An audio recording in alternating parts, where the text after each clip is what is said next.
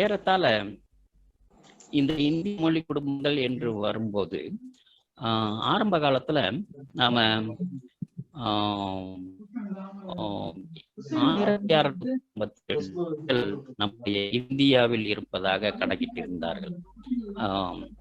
இன்னமும் இதை குறைக்க முடியல. அதாவது இன்னமும் ஒரு 700-800 காட்டிட்டு இருக்காங்க. இதுல என்ன ஆயிருச்சுன்னு சொன்னா, நம்முடைய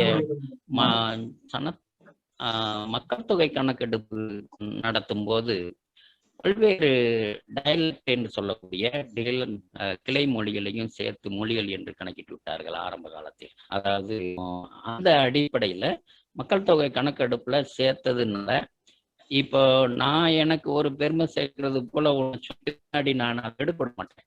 அந்த மாதிரி பின்னாடி வந்த காலங்கள்ல இதை திருப்பி நாம் மொழிகள் இல்லை மொழிகள்னு சொல்ல வரும்போது இந்த மொழி அதாவது ஸ்பீக்கர்ஸ் அந்த மொழியை சேர்ந்த பேசுபவர் அந்த மொழியை பண்ணிட்டாங்கன்னா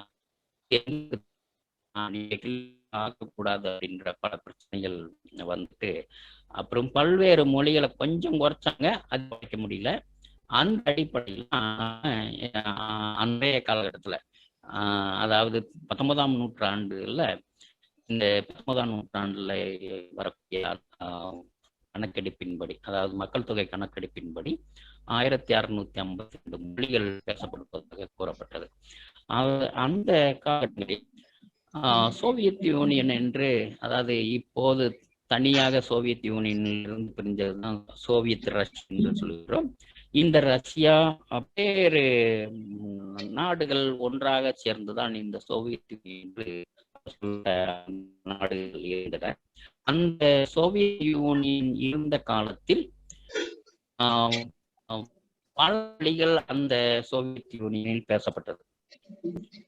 இந்த இந்தியாவில் பேசப்பட்ட 1652 மொழிகளை காட்டி கூடுதலாக பேசப்பட்ட காரணத்தால் இதற்கு மியூசியம் ஆஃப் லாங்குவேஜஸ் என்று சொல்வார்கள். அதாவது எந்த நாடு அதிகமாக மொழிகளை பேசுகின்றதோ அந்த நாட்டிற்கு மியூசியம் ஆஃப் லாங்குவேஜஸ் என்ற அந்தஸ்தை கொடுப்பார்கள். சோவியத் யூனியன் முறை, அதாவது சோவியத் ரஷ்யா என்று ஒவ்வொரு நாடும் தனித்தனியாக பிரியும் இந்த அந்த நாட்டில் அதிகமாக மொழிகள் பேசப்பட்டதால் மியூசியம் ஆஃப் லாங்குவேஜஸ் என்று சொல்லப்பட்டது. தற்போது அது பிரிந்த காரணத்தால் தற்போது அந்த சூழல் நமக்கு இந்தியாவிற்கு கிடைத்துள்ளது. அது பிரிந்த அந்த நாடு தனித்தனியாக பிரிந்த காரணத்தால் இந்த அனைத்தும் அந்த தகுதி நம்முடைய இந்தியாவுக்கு. அப்படித்தான் நம்முடைய இந்திய மொழி குடும்பங்கள் என்று வரும்போது ஆரம்ப காலகட்டங்களில் இருந்து சொல்வோமேனா திராவிட மொழி குடும்பம், இந்தோ ஆரிய மொழி குடும்பம், மூன்றாவது ஆஸ்ட்ரோ என்று தமிழ்ல சொல்லணும்னா ஆஸ்ட்ரோ ஆசிய மொழி குடும்பம். இந்த மூன்றாம் மொழி என்பவர் தனி மொழி குடும்பமாக கருதி ஒரு நிலையை ஏற்படுத்துகின்றார். அதுபோல் சீன திபெத்திய மொழி குடும்பம். இந்த சீன திபெத்திய மொழி குடும்பம் சீனாவில் பேசக்கூடிய மொழியிலிருந்து திபெத்தில் பேசக்கூடிய பர்மா மொழி அனைத்துமே அடங்கும். அந்த மாதிரி அதாவது முக்கியமான மொழி குடும்பங்கள் தான் இந்த 4 வகையான மொழி குடும்பங்கள்.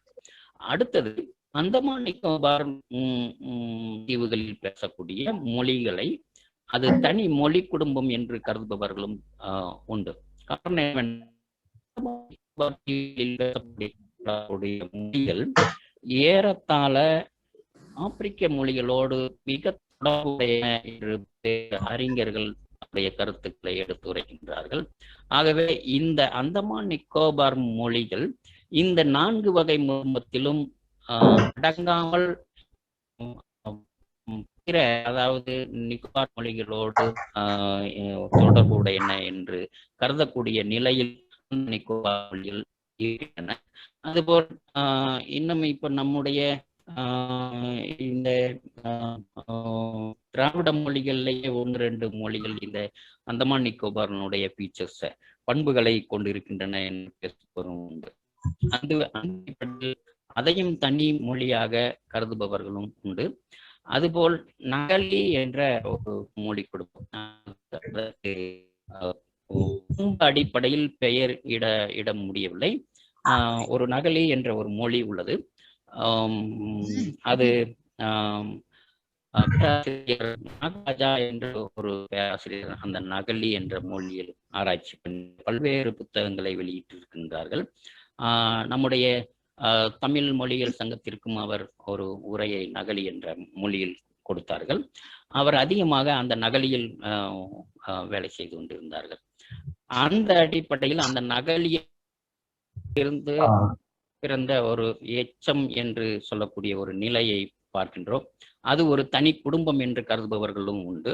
ஆகவே இந்த வகையில் இத்தனை மொழி குடும்பங்கள் இருந்தாலும் கூட, அதாவது அந்தமான் நிக்கோபார் தீவு மொழிகளை தனி குடும்பமாகவும் நகலியை உள்ளடக்கிய மொழி குடும்பம் என்ற 6 மொழி குடும்பங்கள் இருந்தாலும் கூட, தற்போதைய நிலையில் இந்த அறிஞர் பெருமக்கள், அதாவது மொழியியல் அறிஞர்கள் 4 மொழியைத்தான் பிரதானமாக கருதுகிறார்கள். 4 மொழி குடும்பங்கள் தான் மெயினா இருக்கக்கூடிய இந்திய மொழி குடும்பங்கள் என்று கருதுகின்றார்கள். ஆகவே இது எல்லாம் இன்னும் அக்செப்டன்ஸ்க்கு வரவில்லை என்று தான் சொல்ல வேண்டும். ஆகவே கண்டுபிடிப்புகள் வர வர அது மாறலாம். அதாவது ஆய்வினுடைய நிலை மாறலாம். அந்த அடிப்படையில் தான் இந்த